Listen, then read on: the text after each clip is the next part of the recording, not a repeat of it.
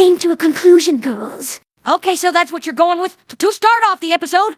Man, these intros also used to be a lot more intuitive. Yeah, seasonal rot is one hell of a drug. You girls honestly can't do nothing but bitch and complain anymore, can you? You don't even know where I was going with this. Well, probably pointing out something about our situation in order to put this sketch in place on our timeline. So the viewers know when exactly this is taking place. Or am I wrong? Well, no. But who said that was a bad thing? And it's even more than just an attempt to blatantly state our current status, because I actually had something I wanted to comment on with that. Did you now? Well, let's hear it. I'm talking about Twilight. And the fact that she had to choose this last weekend for her little investigative trip, as she calls it, to Shining Minds Camp. Just the weekend when the new Mayor Duel movie premieres and we all decide to go watch it together, to show support for Cozy Glow. Oh, I get what you mean.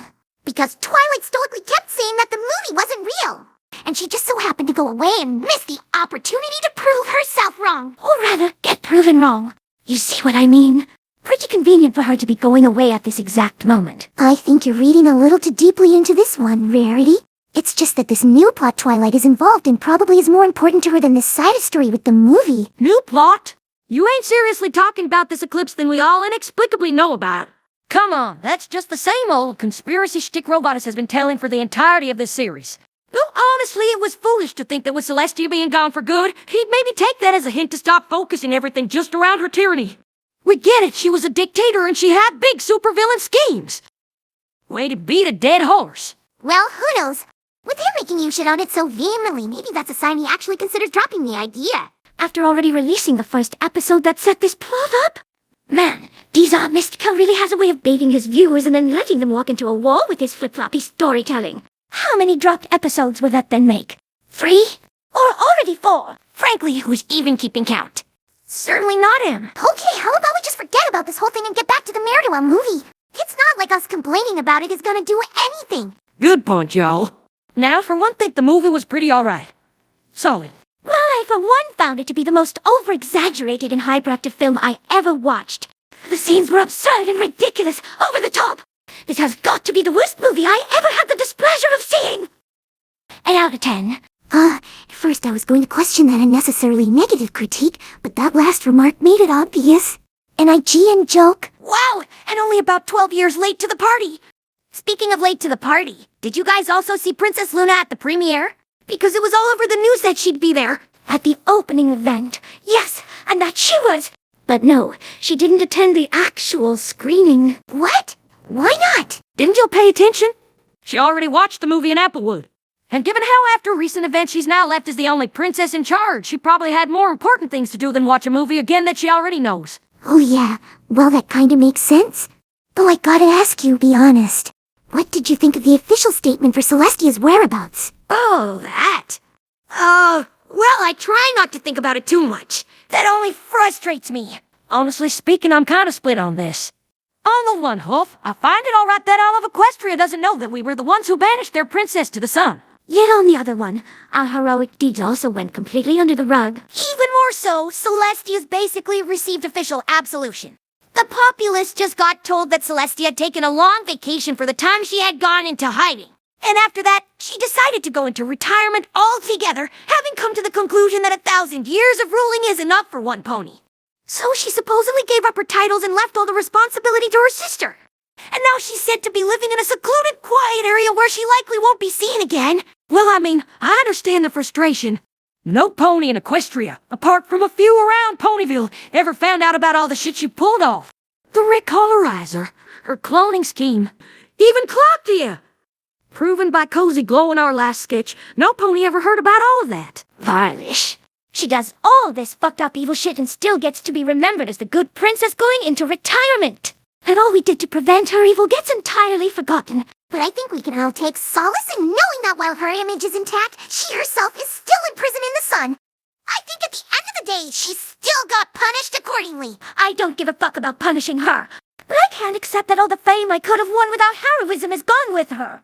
I really would have liked to be famous. I can imagine you would. So I think we are all on the same page with that. It sucks ass. But I guess it's just the usual political shit. No politician ever gets charged for their crimes, no matter who they are or what side they're on. Anyway, that at least explains why Luna was looking so tired and exhausted at the ceremony. With her sister gone, she probably has to do everything around the palace now. Ha! You'd think that some pony at royal court would have the decency to step in for some of that, so she doesn't have to do everything herself. But who, if y'all don't mind me asking? The only other royalty we know is Cadence and Shining Armor. And they, might I remind you, are responsible for keeping the crystal ponies and their neurotically fragile emotions from doing all of Equestria. What about Twilight? She's a princess as well, after all. Oh yeah, that's a fucking great idea. Why not ask the one pony that spent the better part of last year doing exactly this? Handling the government all by herself while everyone else was gone. I'm sure she'll be thrilled to hear that suggestion.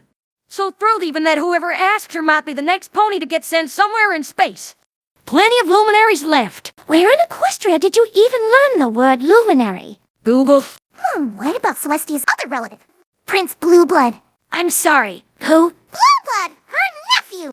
Season 1, don't you remember him? Don't ring a bell, man. Come on, Rarity. At least you must know who I'm talking about. You've been working with him for the entire shoot of the Season 1 finale. The Grand Galloping Gala. Oh, him! Oh boy, I totally forgot about him. That snooty stallion that was used to poke fun at the Prince Charming trope. Wait, he really is Celestia's nephew. You've got to be kidding us with that. No, I'm serious. Don't you remember the rule? Relationships established in the show are all fake, but family relation is completely real. Wow. I never noticed how much this bears parallels to the enforcement of the universal family structure and the abolishment of any affair that wasn't sanctioned by a Christian wedding. Or maybe you're just reading way deeply into this. Yeah, probably that. What, Ma? So you're telling me that the entire time he was acting all royally and getting on our nerves, that wasn't just a role, he was actually royalty? Yeah? What difference does that make? What difference? It makes all the difference. If any pony had fucking told me that, I would have married him a long fucking time ago.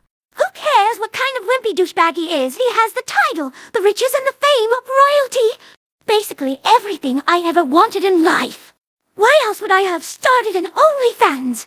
By the way, don't tell Spike, but I love it when he calls me queen. You know, I ain't even surprised by that outburst. But still, why did y'all throw this tantrum? I mean, what's keeping you from marrying him now? Girls? Are you all suffering from collective amnesia or something? Why does no pony here remember anything? Man, what are you talking about, Pinky? Blueblood is dead! What? Yeah, it only came back to me after I already brought him up, but he can't help any pony anymore. Not you, Rarity, and especially not Luna. Why did you then mention him at all? I don't know, to contribute something? What even happened? I don't remember anything. It happened right after finishing the final scenes for the finale of Season 1, when we all threw that party in the ballroom to celebrate the end of our first season. And that's when Blueblood fucking died? Nah, sorry, still nothing. In the episode, there was this scene with that little puddle of spilled drink. Oh my goodness, now it's coming to me. One would hate to slip. That line still triggers me to this date. Yeah, well, turns out Prince Blueblood really did hate to slip, because that's exactly what happened. At the after-show party, after having a few drinks, he got a little wild with his dancing and promptly slipped on that puddle. When he fell, he hit his head so hard that he went unconscious. We even had to call an ambulance. Later, we heard that he was put in ICU that night, only to be declared dead the next morning. Apparently, he suffered a traumatic brain injury. Fuck, man. And all that because he slipped on a fucking puddle of spilled water. Holy shit, that Blueblood really didn't play a role in the episode. He actually was a total sissy. Hey, show a little respect! He's fucking dead! Yeah, I'm sorry. But one thing I don't quite understand. How could this even happen? I mean, why was this puddle even still there after that scene was shot? Weren't there like studio hands or something whose sole job it is to clean up afterwards? Why didn't they do that? If I remember correctly, there have indeed been questionings by Canterlot police. But everyone they questioned just said that they weren't responsible for that part of the set. They all thought someone else would take care of it. Ah, so in other words, no pony wants to have done it. Or rather not done it. Basically, man, I just love people so much. But still, why did I even have to tell you all of this again? You were all there. We even talked about how tragic that was. Well, at least in my own defense, that was probably around the time I began a heavy alcohol consumption. So I was likely wasted at that point. And the rest of us likely just played along without really paying attention. You know how that is? Being a celebrity and having to keep face. Whoa, whoa, whoa! I know that, Ma. Something about this doesn't add up. I distinctly remember seeing Blueblood in the later seasons, at least up until season 4. Yeah, but it was always just background appearances without any dialogue, right? Yeah, und weiter? He was just CGI, not really there. What? But that doesn't make any sense. He was there. I saw him with my own eyes. Well, maybe that's just how CGI works on our plane of existence, since we're also animated. God, this meta shit is really getting annoying with time. Speaking of meta, wasn't this episode originally about the new Mare-Duel movie? We hardly talked about that at all. Well, yeah, but Starlight and Trixie kind of already did in their Applewood episode. I guess that checks out. And what do we do now? Kind shimmer. An ending joke, maybe. You know what? Fine. Only this once. Knock knock. Oh, who's there? Kanye! Kanye West? Hold on. Kanye! Believe I made that joke! That was a good one, Applejack! Yeah, it really was. Too bad it wasn't hers. The hell y'all mean? Our sisters told us that one ages ago. You stole it from Apple Bloom. Oh, what you don't know, don't harm her. It's not like I'm infringing on my own copyright with this. Calm your teats. Well, if you say so. Still a dick move.